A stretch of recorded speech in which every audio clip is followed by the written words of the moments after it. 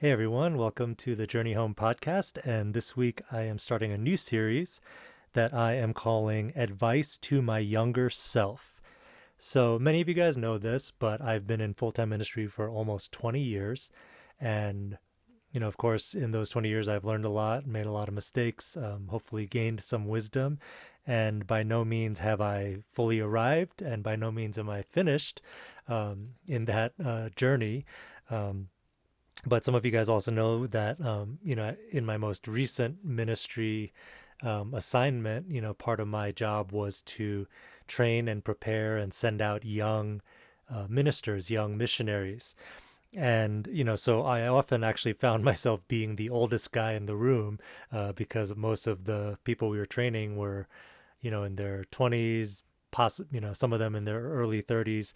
And so even though I was only in my late 30s or early 40s at the time, I often found myself as the old guy in the room. And so many times some of the students would just ask, this this question, or a version of this question, which is like, if you could give advice to um, yourself, at 20, or when you were our age, what would you say, right? And so it's a great question to ask. And so that kind of question is what's inspiring this series, because again, it's not that I've fully arrived, but I do feel like I've seen some things, learned some things through the years, and I want to pass that along.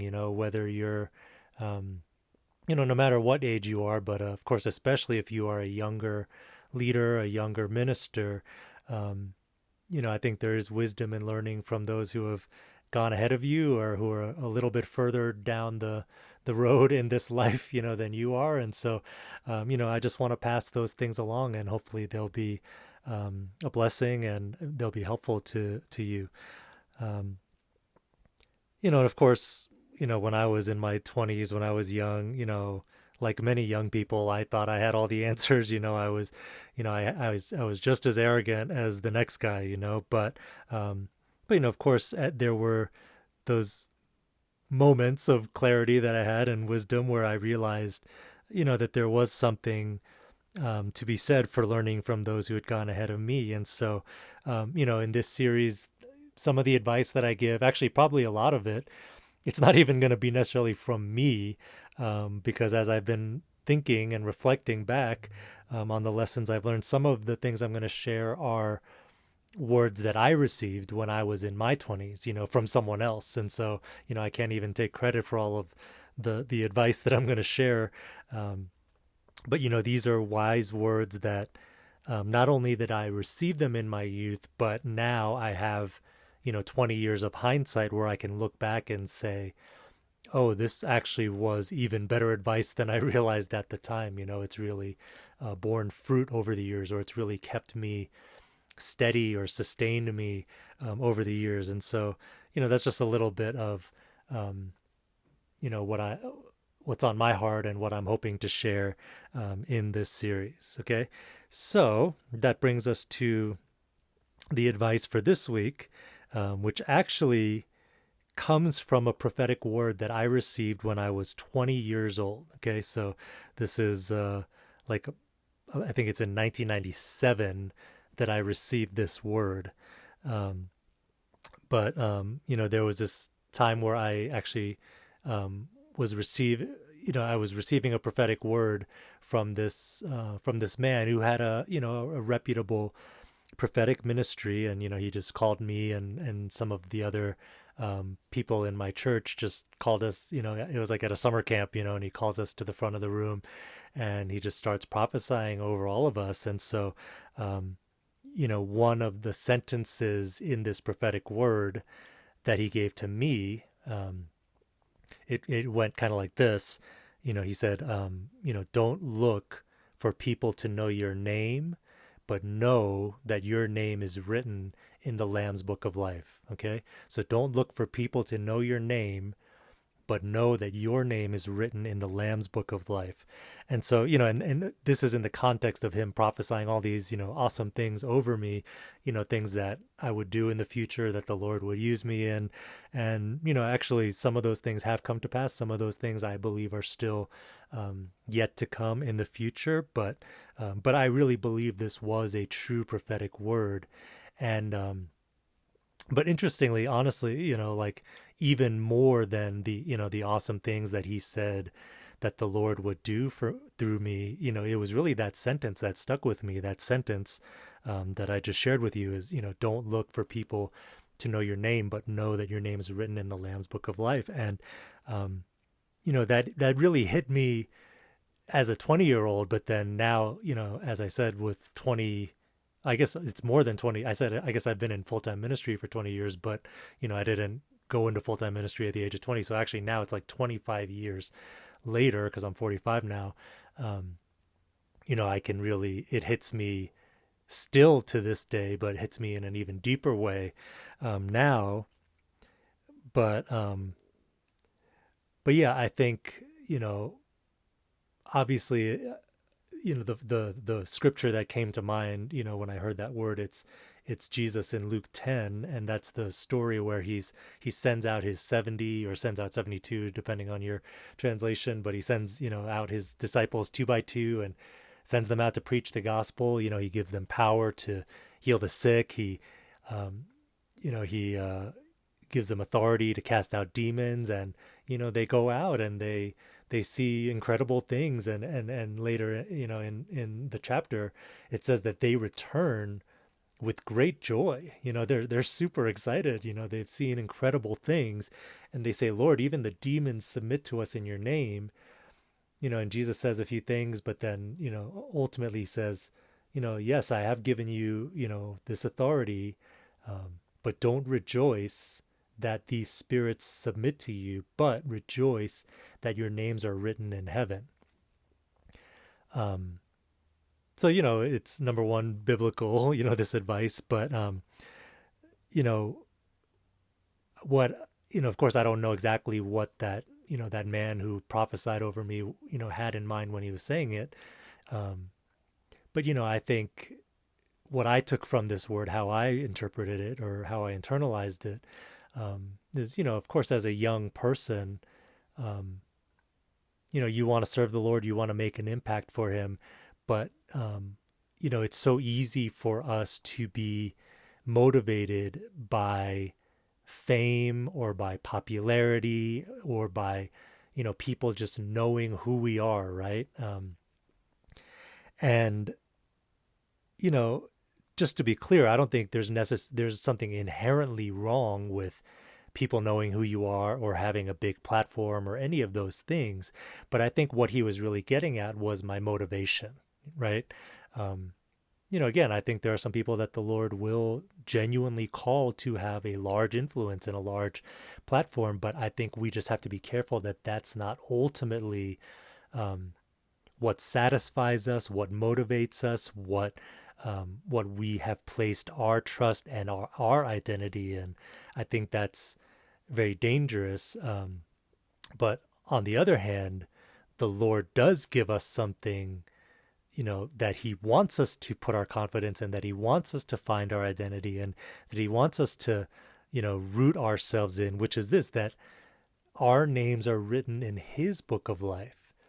And so whether people know our name or not, whether people like us or not, whether we have a large platform or a small platform, knowing that our name is written in the Lamb's book of life, that, that we are known and seen, that our lives and our ministries matter to the King of Kings, right?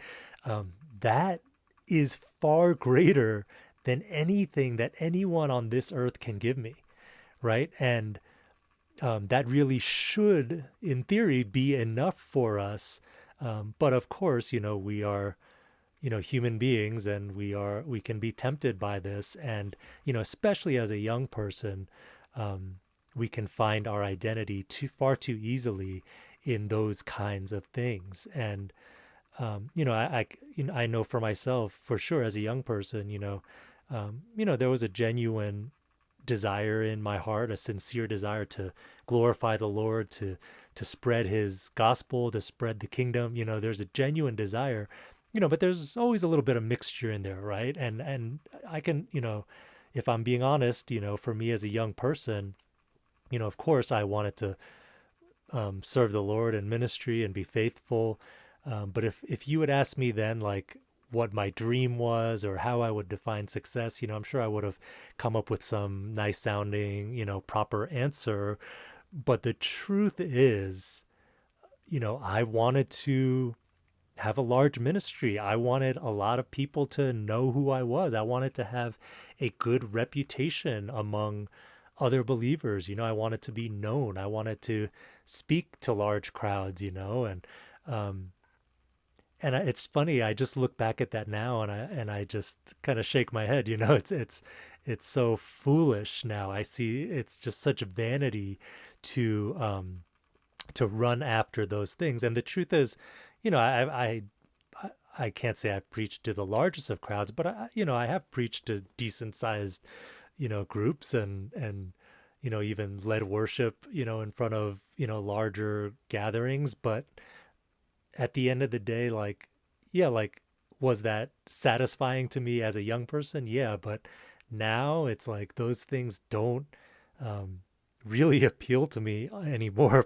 if I'm being honest. And so um, yeah, so again, that word really convicted me as a young person. It really mattered back then. Um, but I see the wisdom of it even more now, 25 years later. To give you a little context, in 1997, this is like, there was the internet, but it was not anything close to what it is now. 1997, it's still 10 years before the first iPhone comes out. And so just, the world as we know it today, just didn't exist back then, not even close, like, um, social media, like, I think there was MySpace back then. I never had a MySpace account, so I'm not exactly sure when that came out, but I don't even think Zanga was a thing then. For any one of you who knows, if you know what Zanga is, that probably means you're closer to my age. I don't think my kids have ever even heard of Zanga.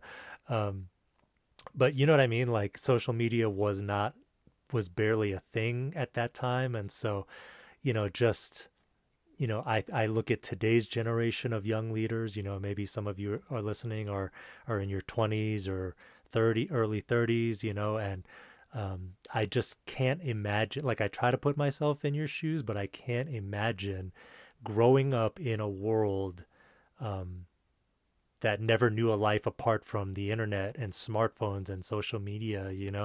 And I know it can sound kind of cliche now, or like silly now, but I don't think we can understate how much of, your generation has been shaped by, these kinds of things, likes and dislikes. There's all kinds of studies and articles and, research being done now to study, like, what are the mental health effects of, social media on people nowadays, like, and how much of our identity, how much of our worth are we deriving from, how many likes did we get on that post, or how many followers do we have? And, again, I'm not saying there's something inherently wrong with that, but if that's what's driving us, and if that's what, um, makes our or breaks our sanity at the end of the day, like, I think that is a dangerous place to be. And again, the Lord has given us something that is far better, that is far more secure. His love, his acceptance of us, it's unconditional, and it's worth building our lives upon. Our social media platforms are not worth building our lives upon. And so, and even just this idea of, celebrity pastors or celebrity Christians, like, maybe that was a thing in 97, but if it was, I wasn't aware of it, honestly. But yes, there were mega churches, there were large conferences, and, that in itself was seductive, as a young leader, as a young minister, um, but how much more so today, and again, nothing wrong with that. And for some of you, that might be what God has for you. But, what if God's assignment for your life is to labor in obscurity, among an unreached people group, and no one will ever know your name on this side of eternity. You won't be on the covers of, Christian magazines or newspapers or whatever. You might not have a huge social media presence or, you know, or an audience or a platform. But what if, that's the Lord's assignment for you, and by all the metrics of this life and this world, it doesn't look like greatness, but it looks like greatness in heaven, right? Is that enough for you?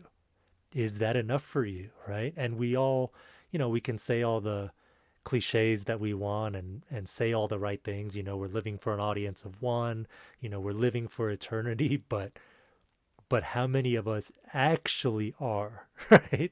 How many of us truly are allowing his opinion of us to be the only thing that ultimately matters, right? And I think if we're honest, a lot of us, whether you're young or whether you're older, we are still um, motivated by people liking us, people approving of us. And maybe it's not even a large number. Maybe it's just a certain person that you want to approve of you, or a certain group or denomination or movement, or a certain leader that you admire. You want them to know who you are, or, or to think you're someone, or think you're doing well, right?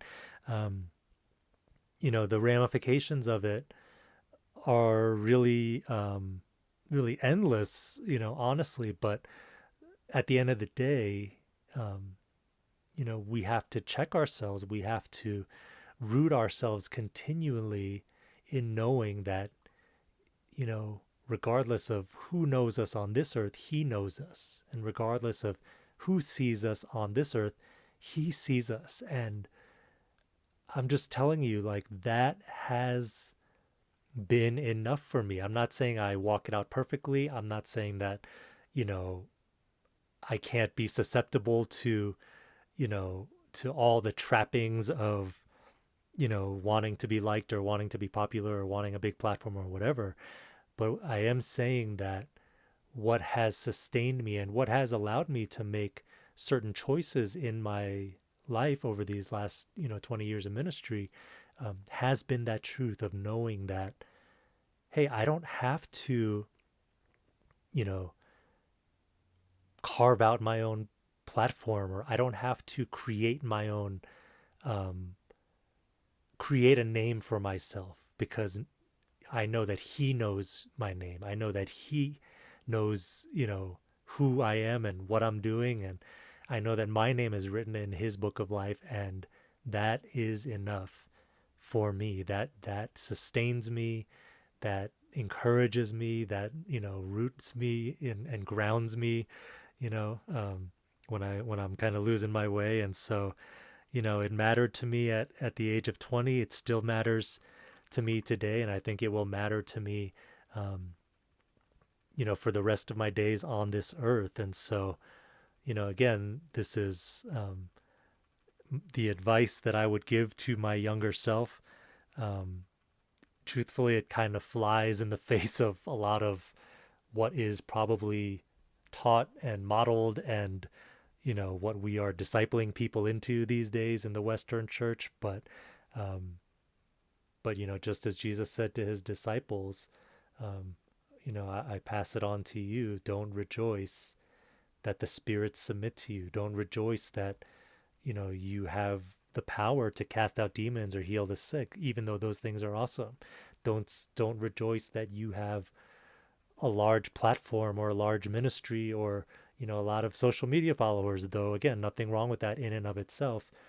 But rejoice that your names are written in heaven. Rejoice that your name is written in heaven. And at the end of the day, know that no matter who accepts you, whoever rejects you, who approves of you or doesn't approve of you, um, as long as the Lord is approving of you, as long as you're living a life and seeking to live a life that's pleasing according to his sight, then that's everything you need. So yeah, this is the first in this series.